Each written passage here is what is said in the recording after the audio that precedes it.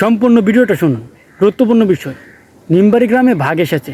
সেই বাঘকে কেন্দ্র করে একটা আতঙ্ক সৃষ্টি হয়েছে। বাঘ আসুক আর নাই আসুক, সেই বাঘকে কেন্দ্র করে এলাকার অধিকাংশ পরিবারের শত শত হাঁস মুরগি নাই হয়ে যাচ্ছে।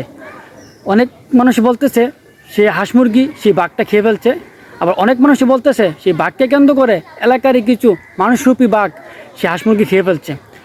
তো এলাকার মানুষরূপী বাঘই খাক আর বনের বাঘই খাক, যেই বাঘই খাক না কেন, সেই বাঘটাকে অতি দ্রুত ধরা উচিত।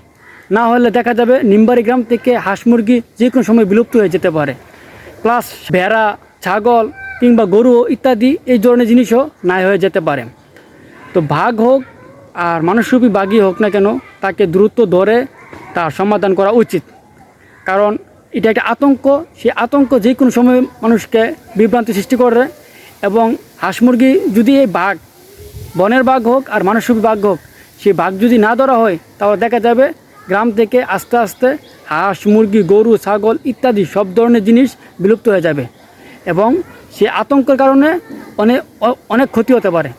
তো এলাকাবাসীকে জানানো যাচ্ছে, যেভাবেই হোক, মনের বাঘ হোক, বনের বাঘ হোক আর মানুষরূপী বাঘই হোক, যেই বাঘই হোক না কেন, সেইটাকে ধরে বা সেই বিষয়টাকে ক্লিয়ার করা উচিত। যেভাবে হোক বিষয়টাকে ক্লিয়ার করতে হবে। ধন্যবাদ।